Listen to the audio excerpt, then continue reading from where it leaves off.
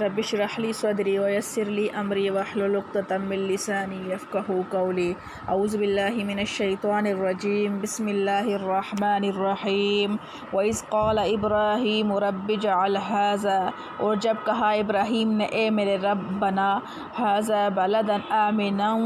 اس شہر کو امن کا وارزق اہلہ اور روزی دے اس کے رہنے والوں کو من الثمرات میوے من آمنا جو کوئی ایمان لائے منہم ان میں سے باللہ والیوم الآخر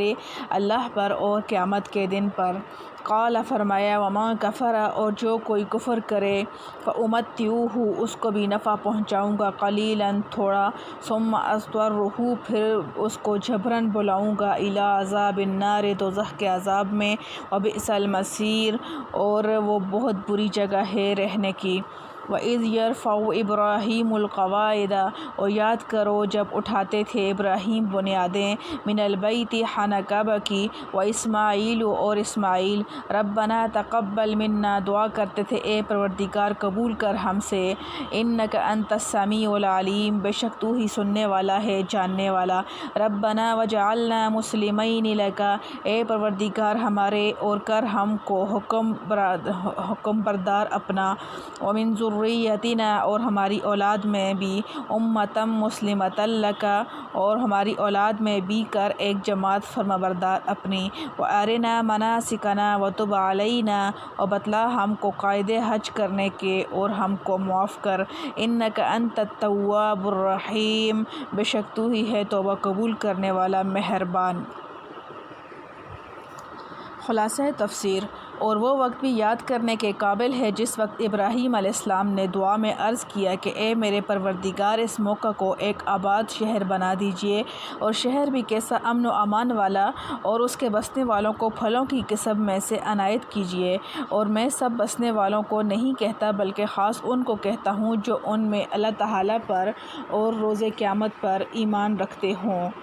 باقیوں کو آپ جانیں۔ حق تعالیٰ نے ارشاد فرمایا کہ چونکہ رزق ہمارا خاص نہیں ہے اس لیے ثمرات سب کو دوں گا مومن کو بھی اور اس شخص کو بھی جو کافر ہے، البتہ نجات آخرت چونکہ اہل ایمان کے ساتھ خاص ہے سو اس واسطے ایسے شخص کو جو کہ کافر ہے تھوڑے روز یعنی دنیا میں تو خوب آرام برتاؤں گا لیکن پھر بعد مرگ اس کو کشاں کشاں عذاب دوزخ میں پہنچا دوں گا اور ایسے پہنچنے کی جگہ تو بہت بری ہے، اللہ بچائے۔ اور وہ وقت بھی یاد کرنے کے قابل ہے کہ جب کہ اٹھا رہے تھے ابراہیم علیہ السلام دیواریں خانہ کعبہ کی اور ان کے ساتھ اسماعیل علیہ السلام بھی اور یہ بھی کہتے جاتے تھے کہ اے ہمارے پروردگار یہ خدمت ہم سے قبول فرمائیے، بلا شبہ آپ خوب سننے والے جاننے والے ہیں، ہماری دعا کو سنتے ہیں، ہماری نیتوں کو جانتے ہیں اے ہمارے پروردگار اور ہم دونوں یہ بھی دعا کرتے ہیں کہ ہم کو اپنا اور زیادہ موتی بنا لیجیے۔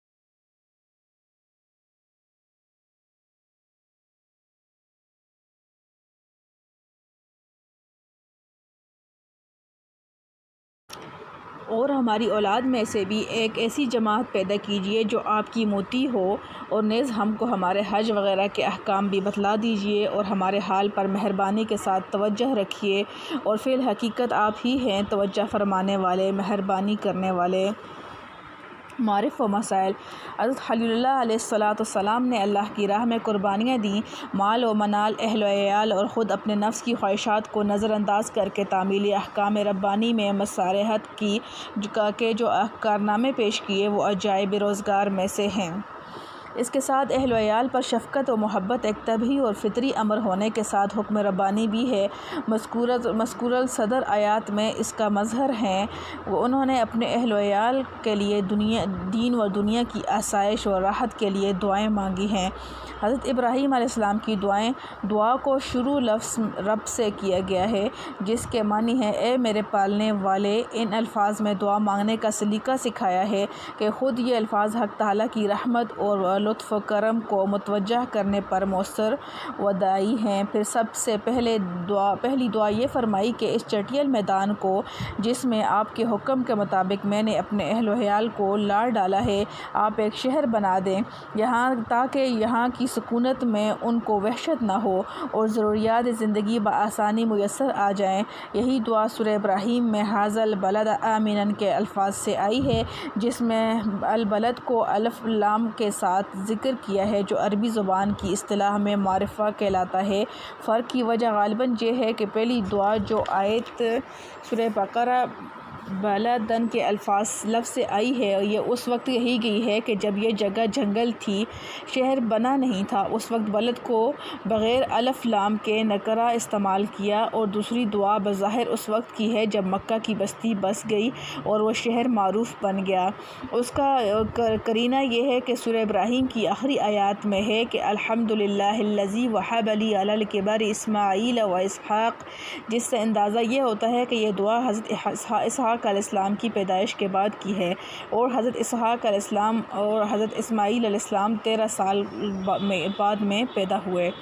دوسری دعا اس میں یہ ہے کہ اس شہر کو امن والا شہر بنا دیجیے، یعنی جو قتل و غارت گری سے، کفار کے تسلط سے اور آفات سے مامون و محفوظ رہے۔ حضرت خلیل اللہ علیہ السلام کی یہ دعا قبول ہوئی اور مکہ مکرمہ ایک ایسا آباد شہر ہو گیا کہ اس کی اپنی آبادی کے علاوہ ساری دنیا کا مرجع بن گیا۔ اطراف عالم سے مسلمان وہاں پہنچنے کو اپنی سب سے بڑی سعادت سمجھتے ہیں، اور مامون و محفوظ بھی ہو گیا کہ بیت اللہ کے مخالف کسی قوم اور کسی بادشاہ کا اس پر تسلط نہیں ہو سکا۔ اصحاب فیل کا جو واقعات خود قرآن میں مذکور ہے کہ انہوں نے بیت اللہ پر حملے کا قصد کیا تو پورے لشکر کو تباہ و برباد کر دیا گیا۔ یہ شہر قتل و غارت گری سے بھی برابر محفوظ چلا آیا ہے۔ اسلام سے پہلے بھی زمانہ جاہلیت والے کتنی ہی خرابیوں اور کفر و شرک کی رسموں میں مبتلا ہونے کے باوجود بیت اللہ اور اس کے ماحول حرم کی تعظیم و تکریم کو ایسا مذہبی فریضہ سمجھتے تھے کہ کیسا ہی دشمن وہاں کسی کو مل جائے،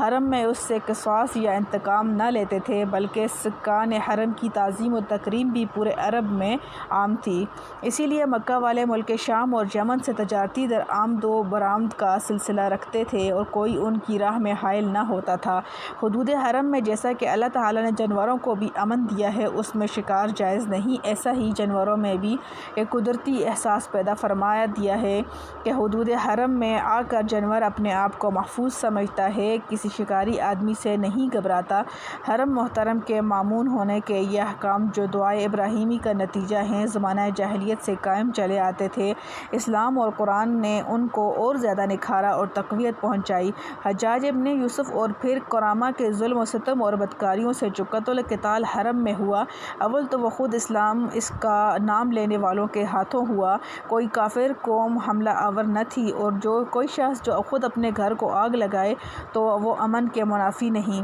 اس کے علاوہ یہ واقعہ شاذ ہیں جو حضرت ابراہیم علیہ السلام سے لے کر آج تک ہزاروں سال کی مدت میں گنے چنے ہیں، اور قتل و قتال کے بعد ایسا کرنے والوں کا انجام بد بھی سب کے سامنے آ گیا۔ خلاصہ یہ کہ دعائے ابراہیمی کے مطابق اللہ تعالیٰ نے اس شہر کو ایک مامون شہر اور تمام دنیا کے لیے امن کی جگہ قدرتی طور پر بھی بنا دی ہے، یہاں تک کہ دجال کو بھی حرم میں داخل ہونے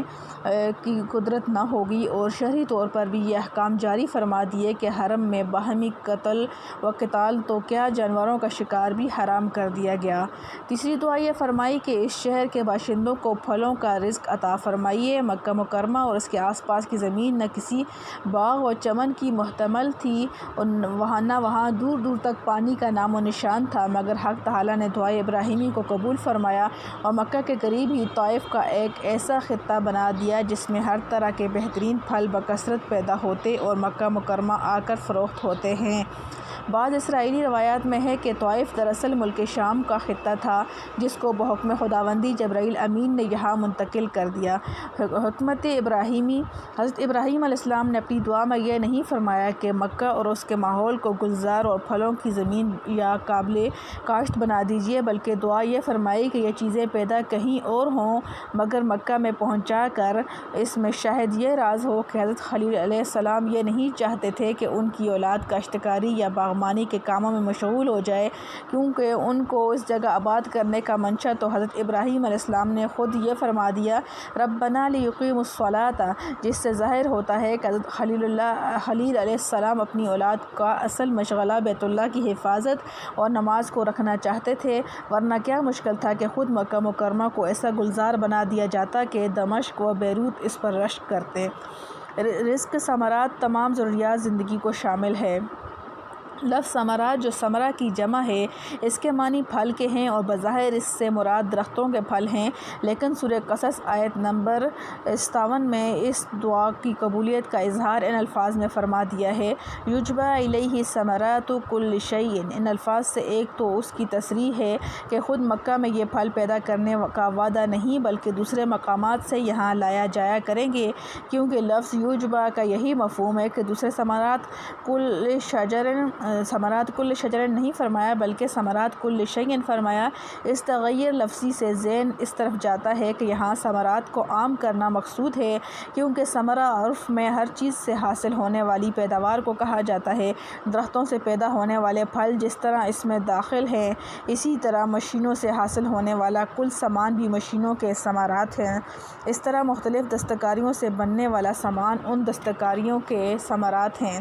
اس طرح ثمرات کل شیء میں تمام ضروریات زندگی داخل ہو جاتی ہیں، اور حالات و واقعات کا مشاہدہ بھی یہ ثابت کرتا ہے کہ حق تعالیٰ نے اگرچہ ارض حرم کو نہ کاشت کی زمین بنایا ہے نہ صنعت کاری کی، لیکن دنیا بھر میں پیدا ہونے والی اور بننے والی چیزیں یہاں عام طور پر مل جاتی ہیں، اور یہ بات شاید آج بھی کسی بڑے سے بڑے تجارتی یا صنعتی شہر کو حاصل نہ ہو کہ دنیا بھر کی مصنوعات بکثرت و بآسانی وہاں مل جاتی ہیں۔ حضرت خلیل اللہ علیہ السلام کی احتیاط۔ اس آیت میں جبکہ اہل مکہ کے لیے امن اور فراخی عیش کی دعا کی گئی تو ان میں مومن کافر سب داخل تھے، اور اس سے پہلے حضرت خلیل اللہ نے جب ایک دعا میں اپنی پوری ذریت کو بغیر امتیاز مومن و کافر جمع کیا تھا تو حق تعالیٰ کی طرف سے یہ ارشاد آیا تھا کہ دعا مومنوں کے حق میں قبول ہے، ظالم مشرکوں کے حق میں قابل قبول نہیں۔ وہ دعا تھی امامت و اقتدار کی۔ حضرت خلیل اللہ علیہ السلام کو جو مقام خلت پر فائز اور خشیت اللہ سے لبریز تھے، اس جگہ بھی وہ بات یاد آئی تو اپنی دعا میں یہ قید لگا دی کہ یہ معاشی خوشحالی اور امن و امان کی دعا صرف مومنین کے لیے کرتا ہوں۔ حق تعالیٰ کی طرف سے اس خشیت و احتیاط کی قدر کی گئی اور فرمایا وما کفر، یعنی یہ دنیوی خوشحالی اور اقتصادی فراخی ہم سبھی اہل مکہ کو عطا کریں گے، اگرچہ وہ ظالم و مشرک و کافر ہی ہوں۔ البتہ مومنین کو یہ خوشحالی جس طرح دنیا میں دی جائے گی اسی طرح آخرت میں بھی عطا ہوگی، اور کافروں کو آخرت میں عذاب کے سوا کچھ نہیں۔ اپنے نیک عمل پر بھروسہ اور قناعت نہ کرنے کی تعلیم۔ ربنا تقبل منا۔ حضرت خلیل اللہ علیہ السلام نے حکم ربانی کی تعمیل میں ملک شام کے ہرے بھرے خوش منظر خطہ کو چھوڑ کر مکہ مکرمہ کے خشک پہاڑوں کے درمیان اپنے اہل و عیال کو لا ڈالا اور بیت اللہ کی تعمیر میں اپنی پوری توانائی خرچ کی۔ یہ موقع ایسا تھا کہ ایسے مجاہدے کرنے والے کے دل میں عجب پیدا ہوتا تو وہ اپنے عمل کو کچھ قابل قدر سمجھتا، لیکن جہاں حضرت خلیل اللہ علیہ السلام ہیں، رب العزت کی بارگاہ عزت و جلال کو پہچاننے والے ہیں کہ کسی انسان سے اللہ تعالیٰ کے شان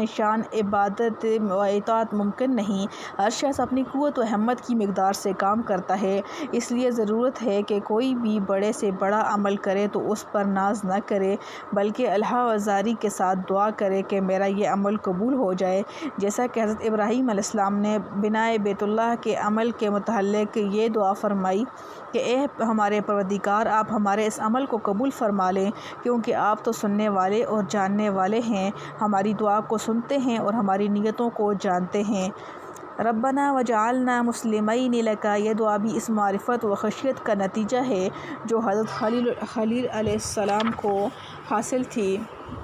کہ اطاعت و فرمانبرداری کے بے مثال کارنامے بجا لانے کے بعد بھی یہ دعا کرتے ہیں کہ ہم دونوں کو اپنا فرمانبردار بنا لیجئے۔ وجہ یہ ہے کہ جتنی کسی کو حق تعالیٰ کی معرفت بڑھتی جاتی ہے اتنا ہی اس کا یہ احساس بڑھتا جاتا ہے کہ ہم حق کے وفاداری اور حق کے فرمانبرداری پورا ادا نہیں کر رہے۔ ومن ذریتنا، اس دعا میں بھی اپنی اولاد کا شریک فرمایا۔ اس سے معلوم ہوتا ہے کہ اللہ والے جو اللہ کی راہ میں اپنی جان اور اولاد کی قربانی پیش کرنے سے بھی دریغ نہیں کرتے، ان کو اپنی اولاد سے کس قدر محبت ہوتی ہے، مگر اس محبت کے صحیح تقاضوں کو پورا کرتے ہیں۔ جہاں تک عوام کی رسائی نہیں، عوام تو اولاد کی صرف جسمانی صحت اور راحت کو جانتے ہیں، ان کی ساری شفقت راحت اس کی کے گرد گھومتی ہے، مگر اللہ کے مقبول بندہ جسمانی سے زیادہ روحانی اور دنیوی سے زیادہ اخروی راحت کی فکر کرتے ہیں۔ اس لیے دعا فرمائی کہ میری اولاد میں سے ایک جماعت کو پورا فرمانبردار بنا دیجیے۔ اپنی ذریت کے علاوہ دعا میں ایک حکمت اور بھی ہے کہ تجربہ مرتبہ شاہد ہے